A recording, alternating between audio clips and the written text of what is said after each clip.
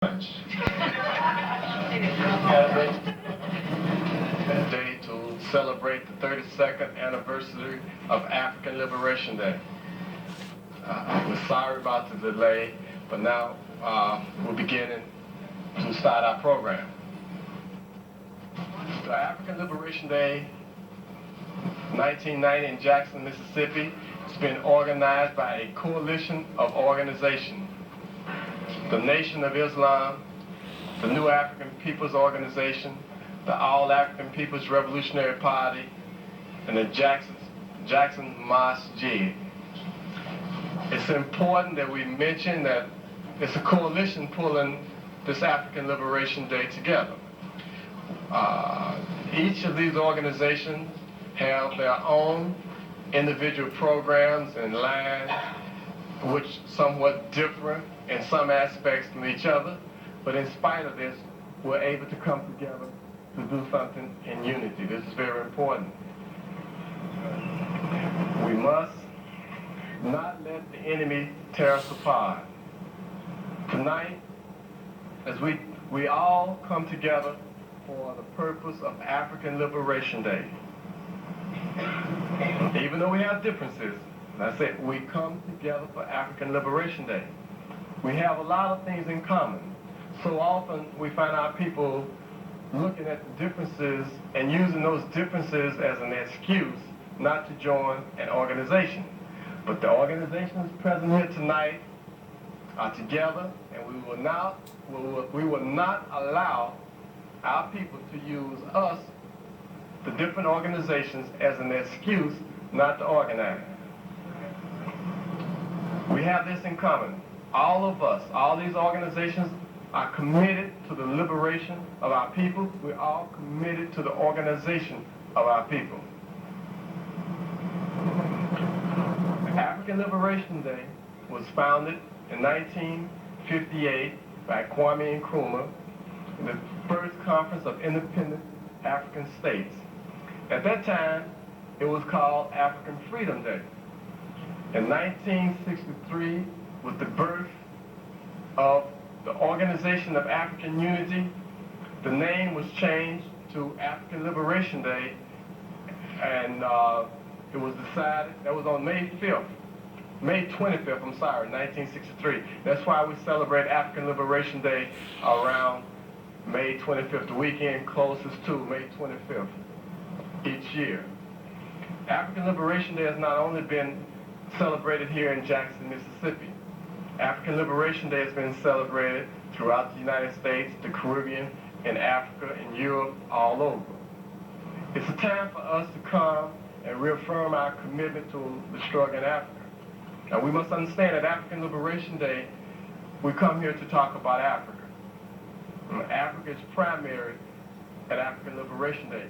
Each of these organizations, as we sat down to pull this African Liberation Day together, we agreed that Africa is primary on African Liberation Day.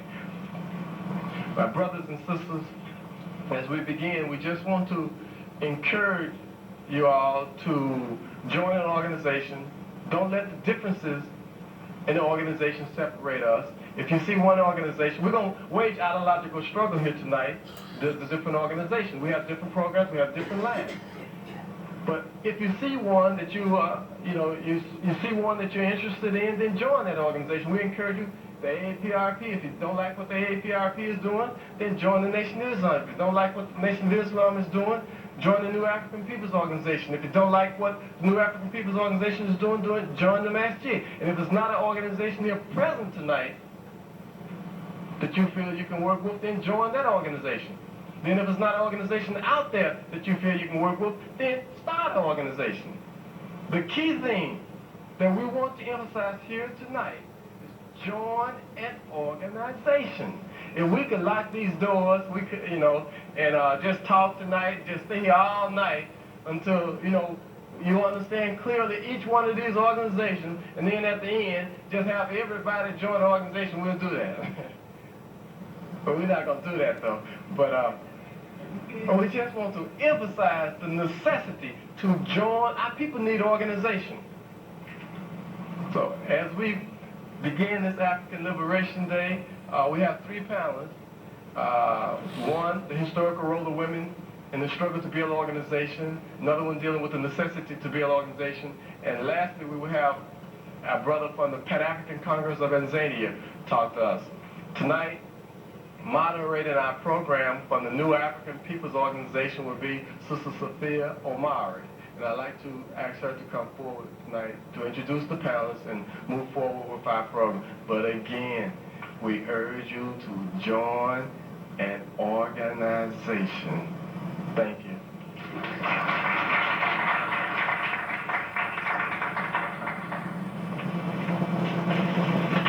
Assalamu alaikum. Forward. Okay, you know the African tradition of call and response. When I greet you with these greetings, I want to be greeted back. Okay, we're going to start again. Assalamu alaikum. Forward. Free the land. Emphasizing the need for unity, emphasizing the fact that all of us, though we are members of different organizations, can respect and encourage each other in the work that we have to do, knowing that there is enough work for the three organizations that are presenting this African Liberation Day in coalition, as well as any number of organizations that we as Africans and New Africans can build to struggle for our liberation. I'm honored to be the moderator for this evening, and I'm also honored to be one of the speakers on the first panel, which is the panel entitled The Historical Role of Women in Building Organizations. I'm honored because we live in a society with a Eurocentric perspective, and that perspective has always diminished and belittled the role of women in the building of civilizations of the world. As African people, we recognize that the role of the woman has been just as important and just as respected in our historical struggles.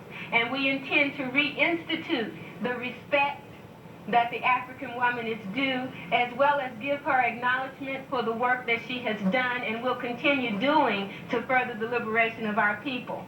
We have three panelists here representing three of the organizations that are presenting tonight.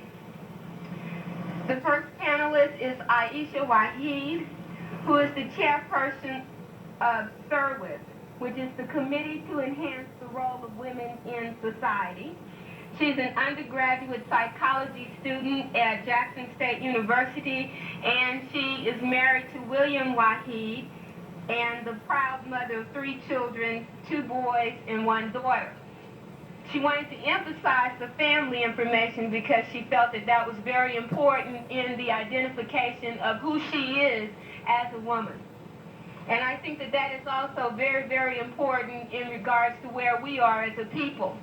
Once our family falls apart, then we have no institution from which to build a revolutionary struggle. The family is very, very important, and we can see through the disruption that has taken place in our family today how important it was. When the family is stable, you have a strong and stable community. When the family is destabilized, then you see what happens in the projection of what your community becomes. So when you look at the role of the African woman in society, when she is strong and she is resisting drugs, you always find that there is hope, and the children have a base from which to operate. When the African woman becomes addicted to crack, you see the entire family disintegrating. You see her babies being born on drugs. You see the children that are already within the family having no moral example, having nothing upon which to build a projection of who they are to become as adults.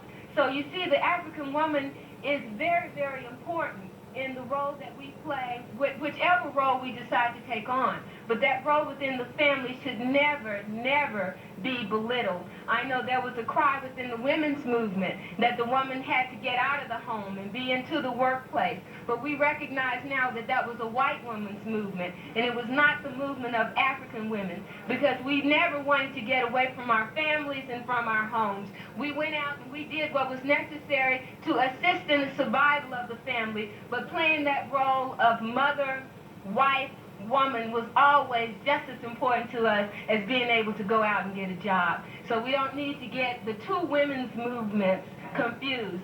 Any women's movement that does not want to deal with the liberation of African people is not a movement for African women.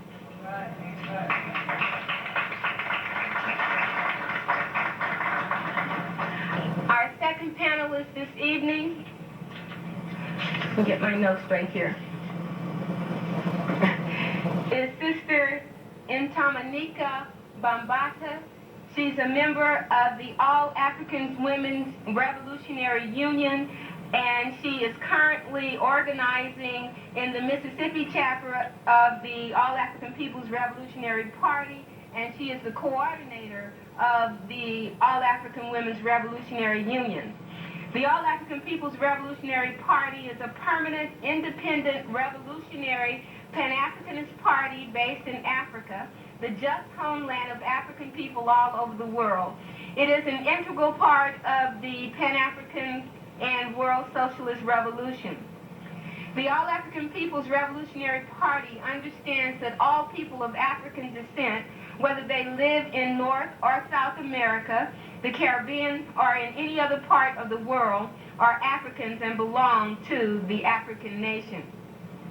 Emphasizing the necessity of the development of women and their taking leadership role in our revolutionary struggle, the All African Women's Revolutionary Union is the women's wing of the All African People's Revolutionary Party. And I am Sister Safia Omari. I am the National Secretary of the New African Peoples Organization, which is an organization committed to the liberation of black people here in America. We call them ourselves New Africans in the Black Belt South. There's more information in regards to NAPO at one of the literature tables over there. I don't want to go into a long introduction because you'll be seeing me all through the evening, and I'll keep telling you a little bit more about each of the organizations present. Let's bring forth our first speaker, Sister Aisha Wahid, with a very strong hand.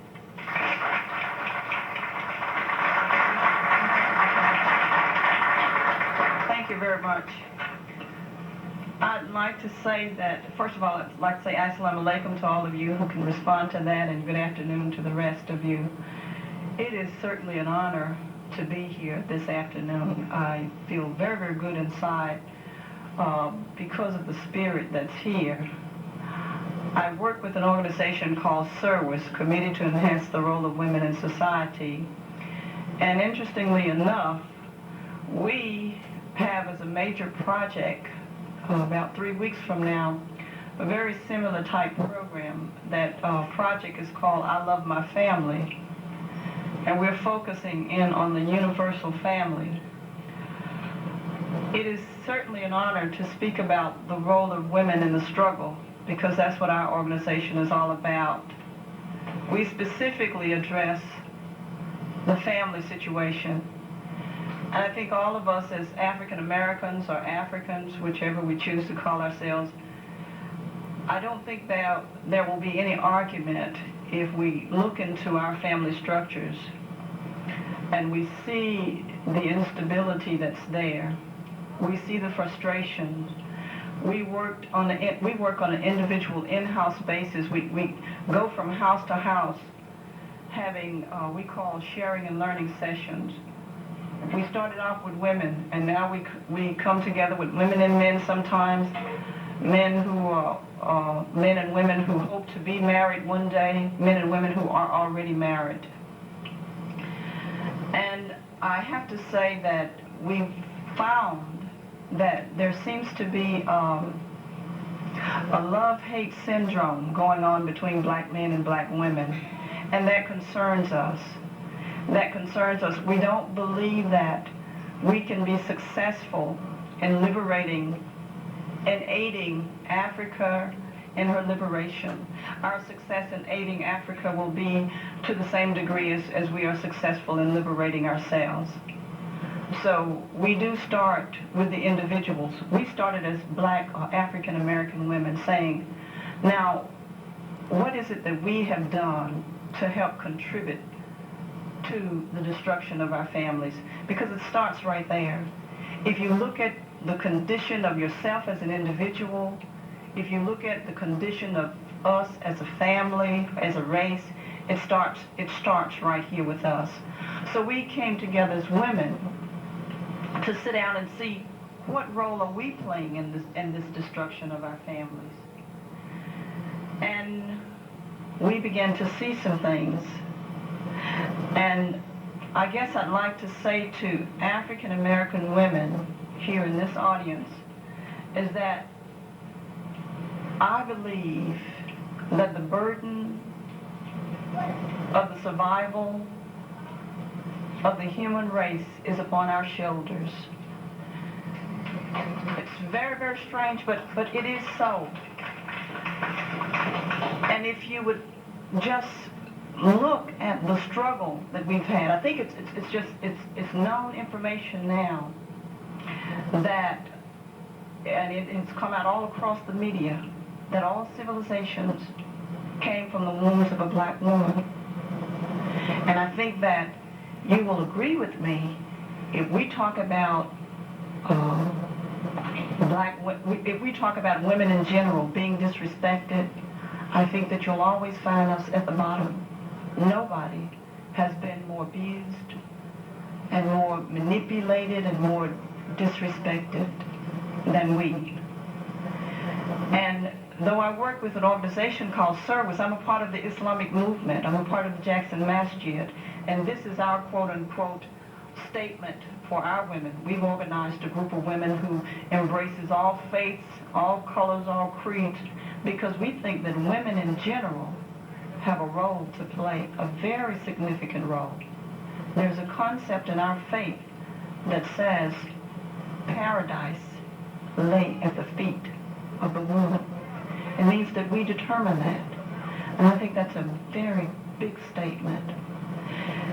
And interestingly enough, I found in working with African American women that because of our unique struggle, and I don't see any other women that have had a struggle that compares with ours,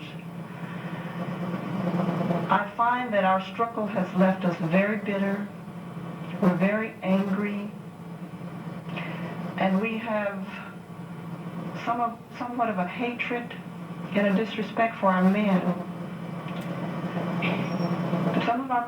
Most of our men have not lived up to their responsibility. And with that, I think the tremendous burden is upon us to take that struggle and take that legacy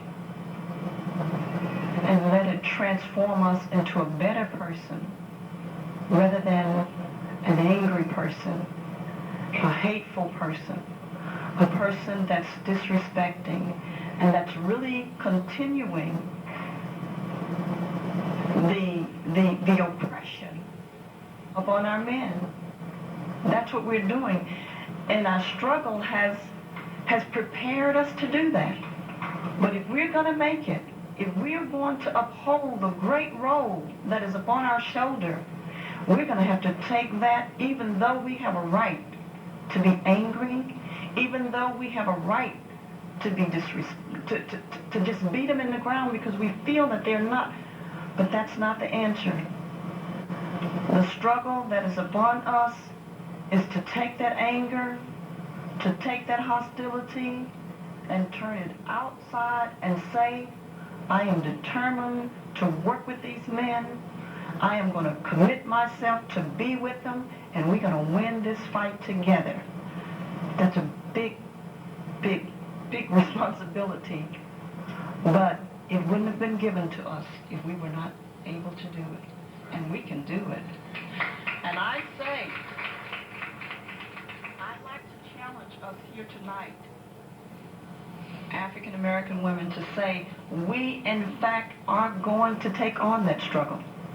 And we are going to make sure, as an undergraduate psychology student, I've learned that, and we've known it for some time. The Master Elijah Muhammad has taught on it a long time ago. You are what you eat. If you've lived destruction, if you've lived oppression, if you've lived being abused, then it's natural that you become an abuser, that you have these tendencies. But we believe, because we are God-fearing people, and a lot of the scientists say, you know, when they find that in some circumstances that just doesn't pan over, a person that's been stepped on, which is what we've been all of our life, a person that's been stepped on and kicked and beaten should really become monsters. But they say, well, there's always some exceptions.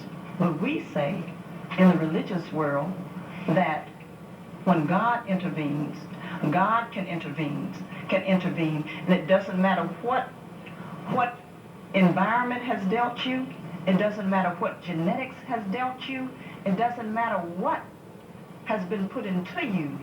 When God intervenes, he can turn it inside out and make you just what he wants you to be. And that's a fact. And we say that we African American people today, who can stand here and love in spite of being hated all of our lives, in spite of being mistreated and abused all of our lives, we say that we are the biggest attestment to the fact that God does live and he does transform, and we are going to be not just the liberators of the African American people, but we are going to be the liberators of the world.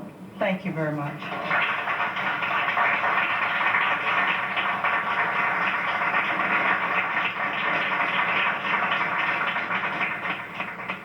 We'd like to thank Sister Aisha Waheed for that very inspirational presentation and bring forth our next speaker, Sister Intamanika Bambada, with a strong healing.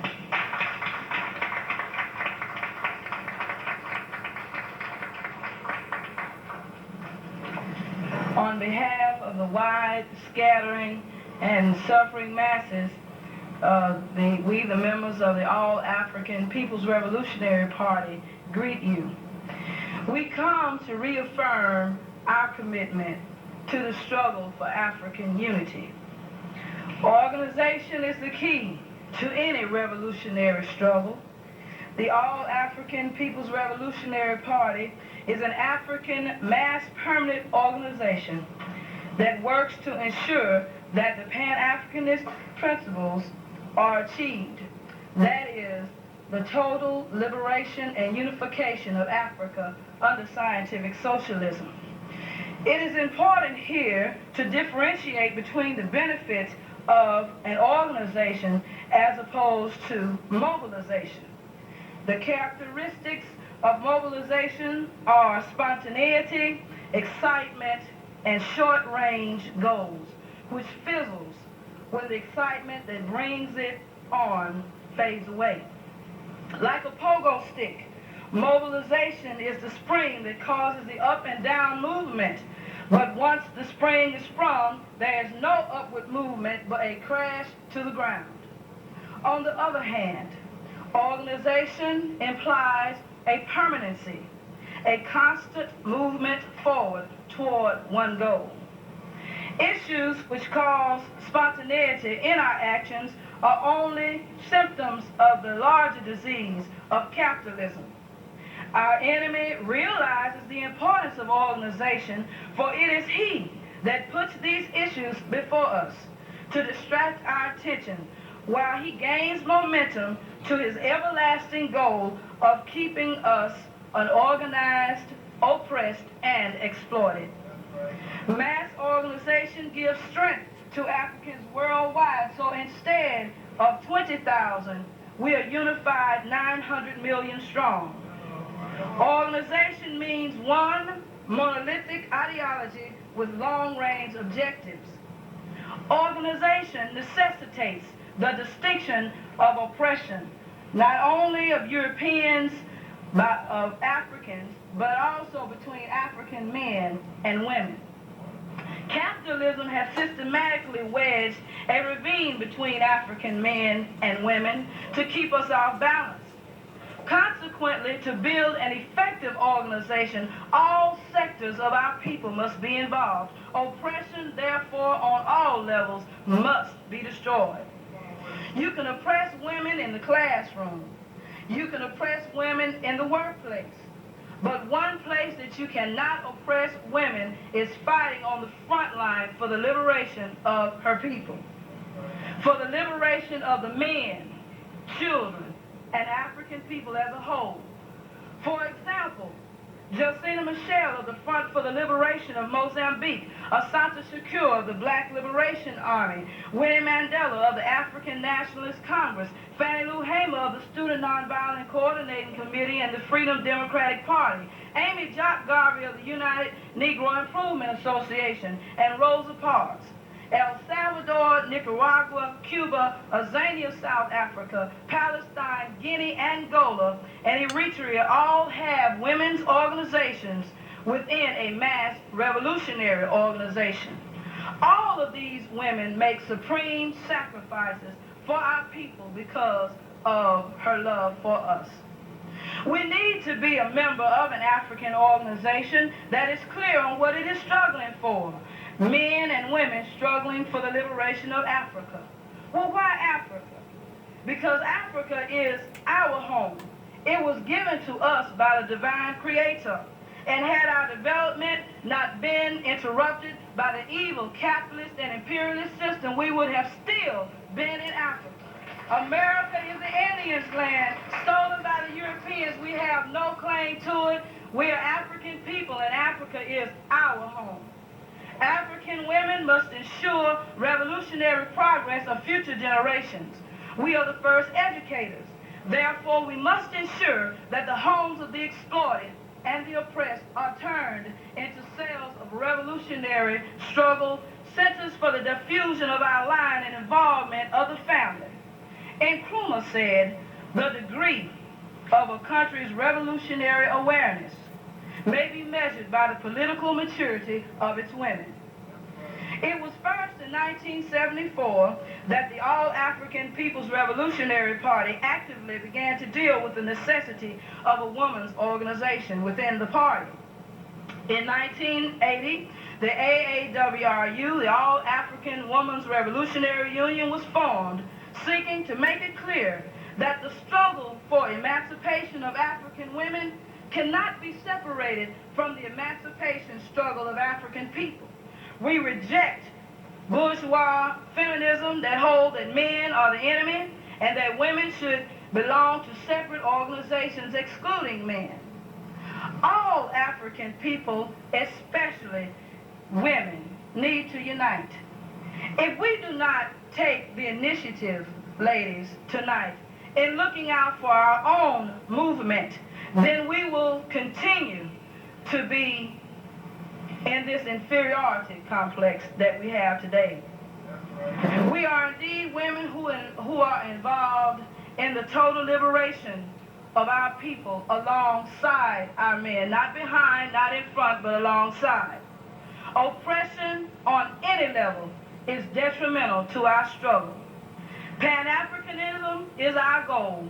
That is the total liberation and unification of Africa under scientific socialism. Women on the front line, educate, organize. Women on the front line, educate, organize. Women on the front line, educate, organize. Thank you very much.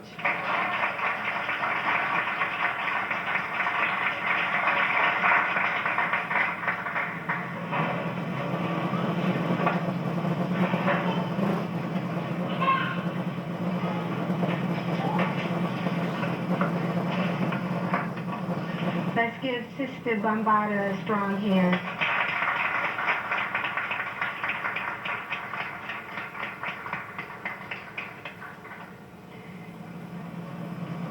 It gives me great pleasure to be here. I've said that before. But I'm also, I get thrilled when I get to sit on a panel with other sisters who are dedicated and struggling and making the sacrifices that I know have to be made in order for us to struggle together as brothers and sisters. You know, we have a saying that the men, women, and children of the New African Peoples Organization greet you. And we say men, women, and children because we feel that the entire family has to be involved in our struggle for freedom. Everyone has a role. And the role that each person plays should not be dictated by gender, but rather by their skill. Being the National Secretary of the New African Peoples Organization has been a very challenging and very difficult job for me. As a woman, it is very important that it be acknowledged that these kinds of roles have been traditionally delegated to men. Not that there were not sisters who were capable of taking on the responsibilities and the obligations, but simply because out of a mistaken need to project our men as leaders other than ourselves, we voluntarily took back seats. We recognize the mistake in taking that position because we recognize that every one of us, men, women, and children, have contributions to make. And no one should voluntarily absolve themselves of those contributions simply because of the struggles and the contradictions that might arise out of them. Accepting a position of responsibility in a revolutionary nationalist organization brings on an emphasis in what is considered feminine. It also brings on an emphasis in regards to how we take on leadership roles as women without endangering the delicate balance of male-female relationships that exist between us as New Africans. A lot of these things we don't like to talk about because they are painful. Some of the hostility that Sister Aisha talked about in her presentation is something that we often like to put behind us and not acknowledge that it exists. And for that reason, we have women who are cultural artists who feel that it's necessary to express their anger and their hostility through plays and writings that do not heal the wound, but rather pour salt in the wounds. And specifically, I will mention for colored girls who have considered suicide when the rainbow is not enough. We have a television show that's been made into a series right now, The Women of Brewster Place. The Color Purple. These films, these novels, these books are beautiful, excellent in terms of what they have to say in regards to the African woman's experience and her experience of oppression. But in terms of how they're used to further divide African men and women, they can become very detrimental. And see, when we look away from the causes and the reasons that African women feel that it is necessary to write these plays and write these novels and don't discuss them as a family, then our oppressor comes in and takes it over and projects it around the world as African men are dogs and African women are strong and African women don't need African men and African people just ain't got it together. So if we don't come together, if we don't talk about these things at African Liberation Day and other forums within our community, within the Committee to Enhance the Role of Women in Society, within the New African Women's Union, as well as the All-African Revolutionary Women's Union, then these problems will always be exploited by our oppressors. And we will never take the steps forward that are necessary to win our liberation. Sister Tamanika, and I like to speak last because you can always draw on the things that, on the wisdom that the people before you bring, talked about how every revolutionary struggle, contemporary revolutionary struggle that we can look at and put our fingers on and study, has shown that there are separate women's organizations. Not because we feel that we have to separate from our men to accomplish things, but because the women are crucial in the moving forward of any revolutionary struggle. So these organizations are not formed to be in competition with our men, but they are formed so that we can better complement the brothers in dealing with the struggle that's going to take all of us, men, women, and children. So when we come together to talk about revolution, we know those issues that we as women feel are important, and we can place them on the agenda, as well as we can bring a feminine perspective, you know, because the law of opposites. Each of us has something to contribute, and neither should dominate. That's where we get into problem, and that's the Europeans' problem. They don't recognize that principle of the yin and the yang. You know, they don't realize in order for you to see day, there's got to be night. They don't understand that. And so they feel that something must dominate. And in their aggression, they feel out of their society, and we could have another whole lecture on why they are the way they are. But because of the way in which their society developed, they felt that the man had to dominate. And you can see the conditions in the societies which they have built. Societies that have no spirituality whatsoever. They present nothing that can appeal to the spirituality of an African who knows that everything came from a divine creator. And that all of us have something of the essence of that creator in us. They don't understand that. Therefore, they don't understand the concept of family. They don't understand the value of the woman. So when we talk about the historical role of women in building organizations, we have to go all the way back to the beginning. And if you look at African history, you will see the roles that African women have played, not as figureheads or beauty queens, but as actual leaders of states, leaders of nations, leaders in war, and leaders in building civilizations. We look at our history as New Africans here in America, and we can see the role that we as women have played.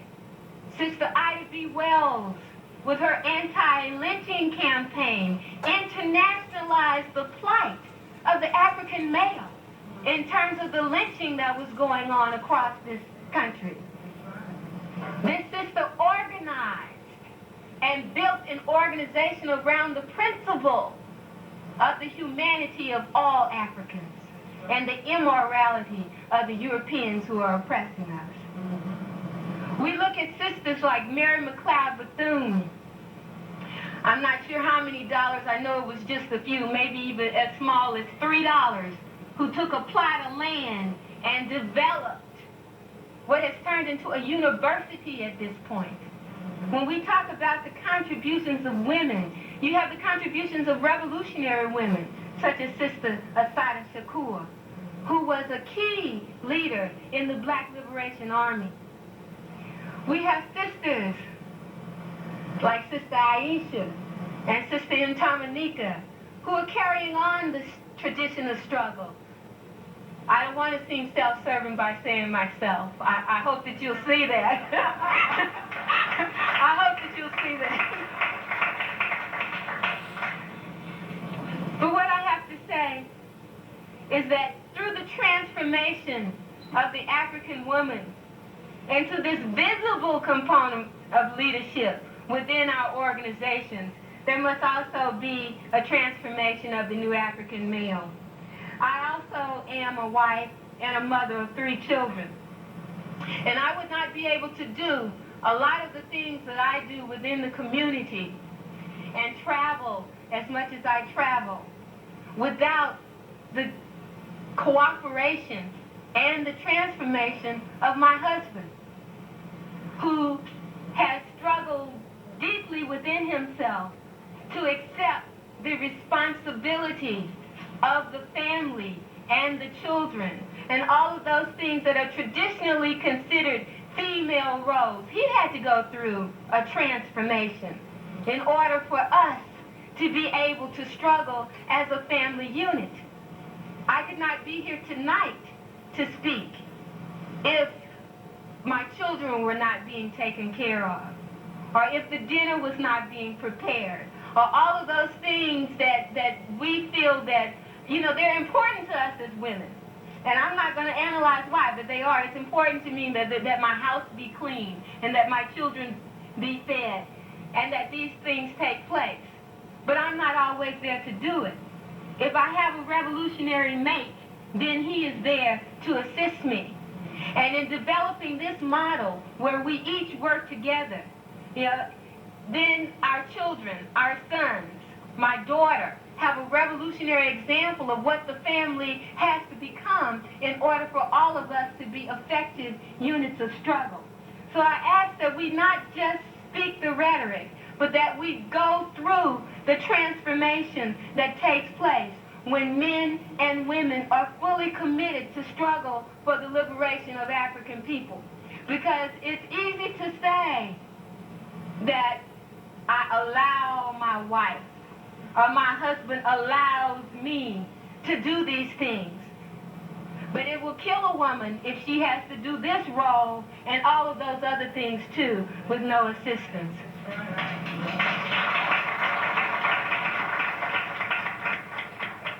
My time is up, and we have about 10 minutes for questions and answers that can be directed to any of the sisters here on the panel. And I'd like to thank you very much for coming, and I'd like to thank you very much for being so attentive during our presentations. Through the land.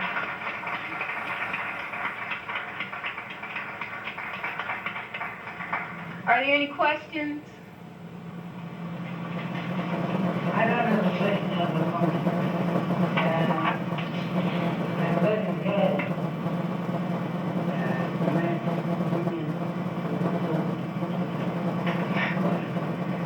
Thank you, brother.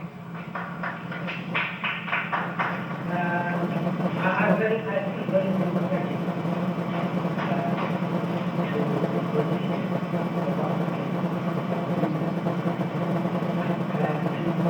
I think all of you have done a very good job.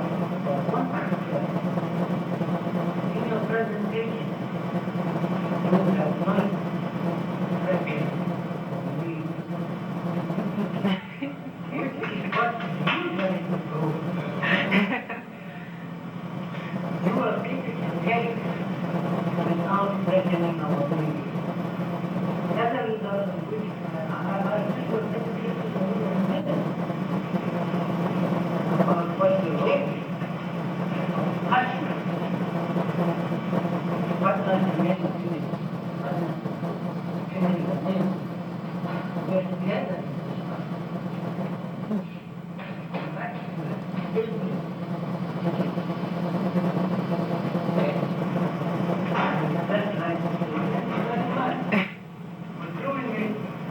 your way. The degree doesn't reflect.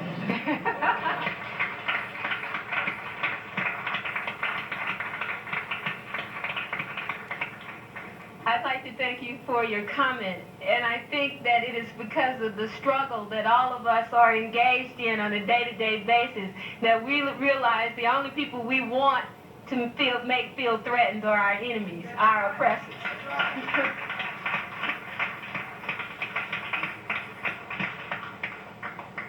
Are there any other questions? Please, let me, we brought it out here on the table, and I'm so glad that Sister Sophia opened up the floor for you to talk back to us, because I don't know, lately, most of our, we don't do a whole lot of lecturing. We call our educational sessions sharing and learning, because we believe that we learn more by talking together rather than just talking to you.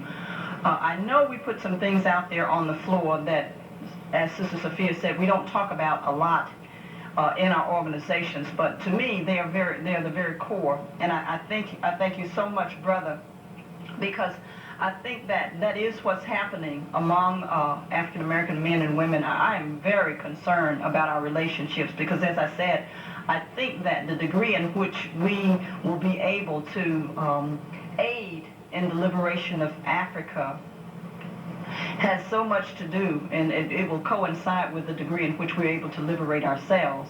And I think that as long as we deal with a lot of external things and don't really deal with the heart of what's happening to us, because I think that there's a natural process to familyhood. There is a natural process to liking your brothers in Africa. It's not real if you think that you can like your brothers in Africa and you don't like your husband, and you don't like the sister next door. And we're